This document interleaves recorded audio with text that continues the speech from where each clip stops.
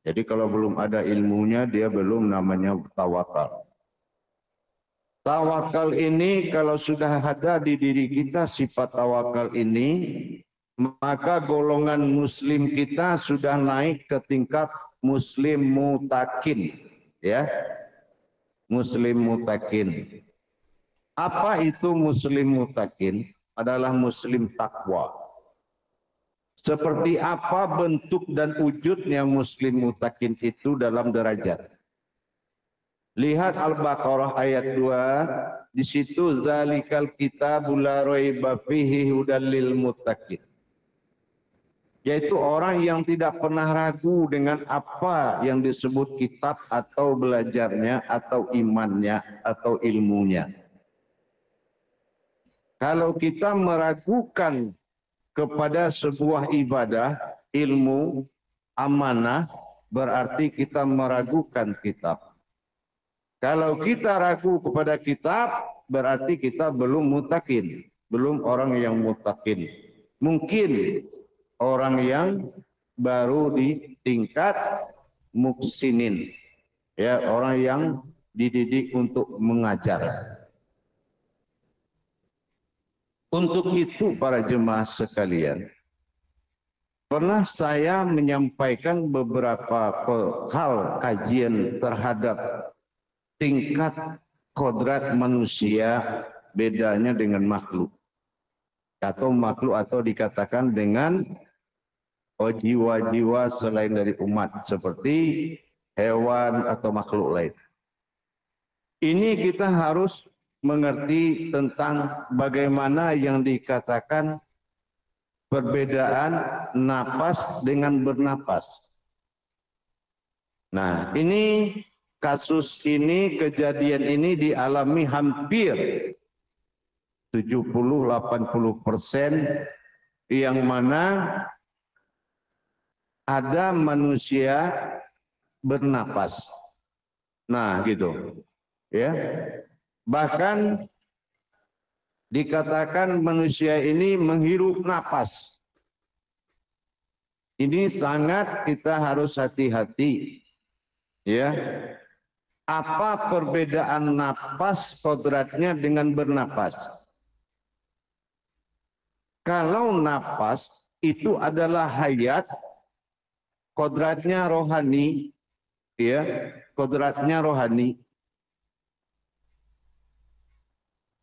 Dan wujudnya adalah hakikat. Itu dikatakan nafas. Naf adalah diri, as adalah sesungguhnya. Jadi diri kita yang sesungguhnya itu bernama nafas. Nafas itu nama batin Tuhan. Terus adakah batin Tuhan bernapas kepada yang lain? Tidak mungkin. Karena tidak ada Tuhan selain Allah. Untuk itu kita lihat apa yang dikatakan bernapas, yaitu kullu nafsin zaikatul maut. Ya, yang diberi nyawa atau napas itu pasti akan mati. Kalau dia akan mati, berarti kodratnya ruh. Ruh, ya. Ruh itu adalah sebuah hayat Allah yang melintas di areal bukan tauhid, tapi takdir. Di takdir itu ada usia. Ya. Nah, itulah yang dinamakan kehidupan. Kalau napas hidup, kehidupan bernapas. Kalau karena takdirnya mengandung usia dan bisa hancur atau habis, maka habislah kehidupan. Tapi yang diri tidak pernah habis. Kita kalau ingin memakai kehidupan, berarti harus memiliki amalan zikir batin. Gitu. Yaitu zikir bagaimana napas berzikir. Gitu. yaitu diri yang mengingat. Yang dikatakan bernapas adalah makhluk yang hukum alamnya adalah malakut dari alam ruh. Dan di alam ruh itu semuanya bernapas ke situ. Namanya alam napas, alam ruh. Kucing bernapas ke situ juga. Ayam bernapas ke situ juga. Maaf, anjing bernapas ke situ juga. Karena kullu nafsin zaikatul maut. Itu ruh yang akan hidup dan mati. Ini namanya kehidupan, bukan hidup. Dia golongannya adalah hayyun, bukan hayat. Gitu. Nah, kalau kita satu napas dengan makhluk, bukan diri yang napas, tapi bernapas lagi diri ini, maka kodratnya nilainya jatuh ke makhluk. Begitu kambing mengap, kita menghirup. Kambing, dihirup lagi. Lama-lama otak kita kayak kambing. Kalau masak nggak mau satu macam, mau 50, kalau perlu 20 macam. Semua kita mau, ini mau, itu mau. Itu berarti jiwa kambing tadi sudah masuk. Itu yang dikatakan oleh Buya Hamka, manusia bisa jadi rasul dan bisa jadi hewan. Maksudnya apa? Jiwanya. Makanya kalau kita mengingat diri, itu sudah sama mengingat napas. Karena diri itu napas. Naf'as. Nah itu aku fa batin. Diri batin. Kalau diri batin, dia tidak punya napas. Karena diri batin itu markazi. Yaitu berpindah-pindah. Inna lillah, inna lillahi. Tiba-tiba kita ikut program kedua. Yaitu hidup menjadi kehidupan. Coba bayangkan. Harusnya kita hidup hayat. Bukan hayyun. Kalau hayyun kehidupan. Kehidupan termasuk makhluk itu kehidupan. Contoh kita pelihara kucing. Kita senang kan melihat kucing. Kita pelihara umpamanya begitu. Itu kan kehidupan. Karena kita senang dengan dia. Lama-lama kucing itu mati juga. Berarti kehidupan itu bisa hancur. Begitu bernapas lagi. Ayam kita hirup lagi. Dia ngeluarin napas kita hirup lagi. Karena kita sudah satu alam malakut dengan dia. Alam ruh. Pantas selama ini banyak sekali jiwa binatang di dalam diri kita ini. Ada apa ini? Marahnya udah kayak apa? Oh, rupanya saya satu napas dengan binatang. Ini kan gitu. Karena tidak pernah berdiri dengan napas, tetapi malah bernapas kepada yang lain. Akhirnya kitabul taklif berpindahlah kodrat kita, yaitu kodrat bernapas.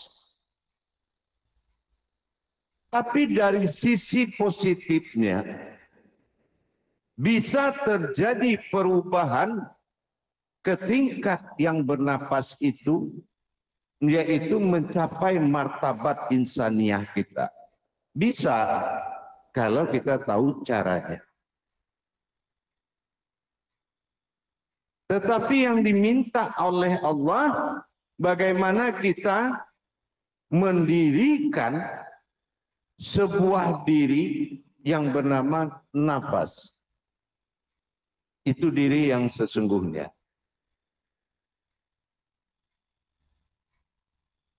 Maka kita harus melepaskan ancaman kehidupan binatang di dalam diri kita atau kehidupan makhluk-makhluk lain. Tentu kita harus mengisi perjalanan napas kita dengan zikir untuk mencapai derajat di atas makhluk. Paham maksudnya? Jangan dia keluar masuk, kita juga keluar masuk. napasnya. Nah, itu sama aja. Tapi kalau sudah bekerja mata batin kita mengikuti kemana dia keluar dan kemana dia masuk, dari mana dia datang, kemana dia pergi. Itu sudah perjalanan batin, bukan napas lagi. Bentuknya mirip dan sama. Kenapa? Mencari napas dengan yang bernapas itu, yaitu seperti kita melihat kekosongan di depan kita, tapi kita merasakan ada angin di dalamnya. Begitulah tipis perbedaan ruh dengan napas. Nah, selama ini mungkin kita pemakai ruh, ya. Akhirnya terjadi gejolak-gejolak segala sifat hewan di diri kita. Kalau kawinnya juga kawin hewan, ya. Makannya makan hewan, bismillah juga kagak, kan gitu. Kenyangnya bukan kenyangnya diri, tapi kenyangnya nafsu. Kalau belum nambah 3 kali belum afdol, kan gitu. Ini adalah kerasukan kadar-kadar, yaitu kadar-kadar ruh ke dalam diri. Ini yang harus disirnakan dan dibersihkan dari diri kita. Jangan ada lagi kadar-kadar ruh yang berhadas di dalam diri kita. Itulah jamaah perbedaan antara napas dengan bernapas. Yang bernapas itu kullu nafsin za'iqatul maut, saya ulang sedikit, yaitu yang diberi napas, yang diberi nyawa. Kalau kita nyawanya diri, makanya innalillahi, kembali kepada Allah. Tapi mereka tidak ada janjian kembali kepada Allah. Kenapa? Yang makhluk itu adalah kehidupan, ya. Yang malu itu kehidupan, bukan yang hidup. Tapi dia adalah kehidupan. Yang hidup adalah diri yang disebut nafas. Itu kehidupan. Tapi bernapas itu hidup. Bernapas itu kehidupan, bukan hidup. Jadi kalau selama ini kita menjadi umat kehidupan, berarti umat yang memenuhi syarat yang hidup, bukan hidup. Inilah orang yang dikatakan oleh Allah, orang hidup di matamu, mati di mataku, dan orang mati di matamu bisa jadi dia hidup di mataku. Karena kita menganggap hidup itu adalah napas, ya, bernapas. Ternyata napas itu diri, tidak boleh itu dipakai. Waduh Buya, tadi dulu saya begitu, jadi bagaimana caranya lagi Buya? Udah numpuk sifat binatang dalam jiwa saya. Banyak sifat itu. Jadi bagaimana caranya? Maka kita harus melaksanakan zikir napas, disebut dengan napas berzikir kepada tingkat sifat. Kalau di atas ruh itu ada tingkat sifat, maka kalau kita laksanakan zikir itu, maka derajat kita akan naik dari makhluk yang tetap dijadikan makhluk. Tapi kita adalah umat yang akan dijadikan sebagai hambanya Allah. Kalau startnya dari kodrat makhluk, mah susah. Tapi kalau startnya dari umat menuju hamba, itu mudah diperjalankan. Maka kita harus mendirikan, yaitu zikir napas. Dengan judul napas berzikir, atau dikatakan napas bersifat. Kalau napas sudah bersifat bermain batin dengan Allah, berarti golongan bernapas sudah tinggal dadah di belakang. Tapi kalau napasmu belum dijalankan, belum berjalan, dirimu belum berjalan namanya nafas, berarti kamu masih seorang kehidupan, bukan seorang yang hidup. Apapun kemampuanmu, kemampuanmu masih kemampuan kehidupan, bukan kemampuan yang hidup. Untuk itu para jemaah, makanya dikatakan kita melaksanakan aku adalah sebuah perbendaharaan, kata Allah, setelah aku adalah aku. Maka kita harus memiliki wawasan hakikat yang sangat luas sekali. Apapun yang terjadi dari alam syariat ini, perbuatan syariat, kita wajib tahu.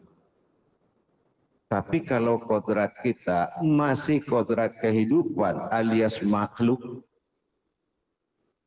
berarti kita ini berteriak di dalam kaca. Allah seperti itu melihat. Apa sih yang diteriakkan? Enggak ngerti saya. Mulut bergerak tapi saya enggak dengar. Dinding atau hijab kita dengan Tuhan itu belum terbuka. Kenapa? Derajat kita masih bernapas. Kalau bernapas itu makhluk. Kalau makhluk itu kehidupan. Kalau kehidupan bisa hancur. Ya. Kenapa? Karena kehidupan punya takdir. Maka dikatakan kehidupan ruh dengan jasad itu dinamakan dengan nasma. Ya. Kehidupan jasad disebut dengan ruh itu dengan disebut nasma. Apa arti nasma ini? Aku hanya sebuah sebutan. Wah, kasihan banget kita kalau kita dengar begitu. Ya kan? Aku hanya sebuah sebutan. Ada istri di rumah? Enggak ada. Ada istri. Tapi orang nggak mau tahu istri itu apakah golongan hewan, apakah golongan orang. Kita nggak tahu. Ada mamanya, ada. Hanya sebuah sebutan. Tidak ada nilai yang bisa dipuji di dalam.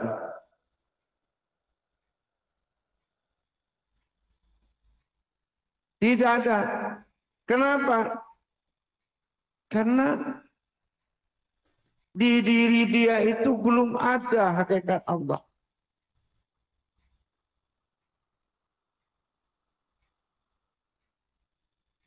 Maka kita harus meningkatkan nafas bersifat kepada Allah, yaitu berzikir. Nafas berzikir. Kalau yang dipelajari dari 4 batin Allah, nafas, tanafas, ampas, nufus, tingkat sir yang telah disampaikan, yang sekarang saya menyampaikan tingkat sifat. Contohnya sifat apa? Kalau sholat itu Allah katakan berdirilah di alam kabir, berarti kabir itu sifat. Berdoalah dengan kodrat jabariyah, ya Allah, ya jabar, ya Allah, ya kabir. Jabar, kabir itu sifat. Napas, diri itu sifat. Makanya kalau roh turun naik itu enggak sifat. Tetapi kalau kita ingin menjadikan hidupnya 4 sifat Allah dalam diri, bersifat Allah pada batin, nafas, tanafas, ampas, nufus, berarti kita harus memenuhi syarat. Kenapa? Untuk perbuatan sifat pada batin Allah itu dilakukan orang yang mencari suatu kodrat yang bernama ma'ul hayat. Ma'ul hayat, sumber semua kehidupan. Semua yang hidup itu, yang paling tinggi derajatnya itu adalah ma'ul hayat. Apabila dia selalu menzikirkan zikir ma'ul hayat tadi, maka Allah mengatakan sesungguhnya hidup dia itu adalah sholat. Kenapa? Karena ini harus disamakan kodratnya itu dengan dikatakan dengan Salahul Doib. Itu Salahul Doib adalah orang yang selalu berhubungan dengan Allah, dengan batinnya, dengan sifatnya, dengan zatnya, dengan nurnya. Kalau dia selalu berhubungan dengan Allah, dengan kodrat-kodrat sifatnya, sifat Allah, maka dikatakan sesungguhnya orang itu harus telah menjadikan berdiri pada salahud daim. Allah melihat nilai kita itu kemana-mana aja kayak sholat, seperti sholat. Kenapa? Kita menzikirkan zikir salahud daim itu. Bagaimana kita selalu melaksanakan perbuatan zikir salahud daim atau nafas bersifat. Nafas yang kontak hubungannya dengan Allah terus, itu nafas yang bersifat. Hati-hati, dinikmati ya. Dinikmati pengajian ini. Jangan ada gerakan lain dalam menerima begini ya, biar konsentrasi. Ini adalah pegangan yang pernah dilakukan selalu oleh para wali Allah. Dia itu bersifatnya pada batin Allah. Ini grup lain belum ada terima ini ya. Bagaimana cara kita bersifat kepada Allah 24 jam? Kita harus melaksanakan yaitu ibadah zikrullah kepada Allah. Batin yang berzikir kepada Allah. Dinamakan sifat. Yaitu batin bersifat.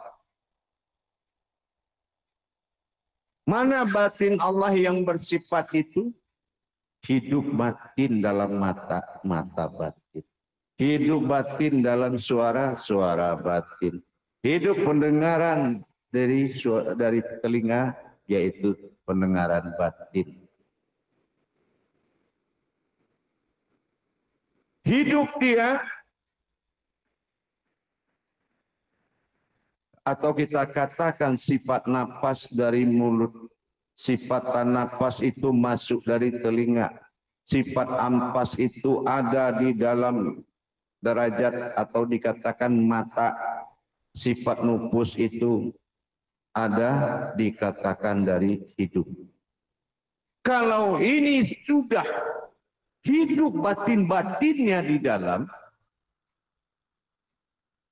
maka kamu sudah menjadi batinnya Allah dan melakukan gerakan 24 jam itu dengan gerakan salahud daim, yaitu orang yang selalu sholat.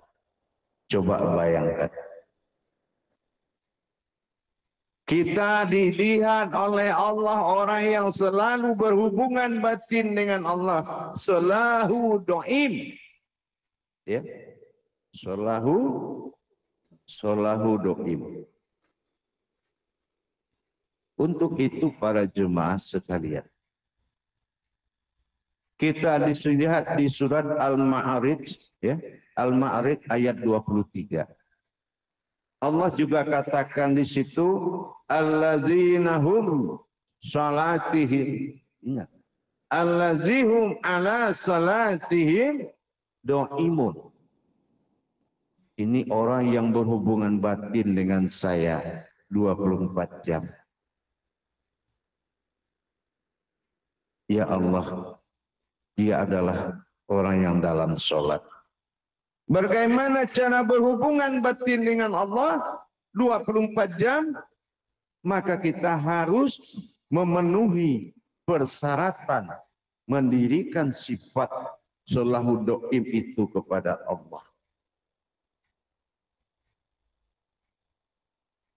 Bagaimana cara kita mendapatkan salatul daim kepada Allah? Kita harus mengingat kembali yaitu 3 perkara di dalam diri kita.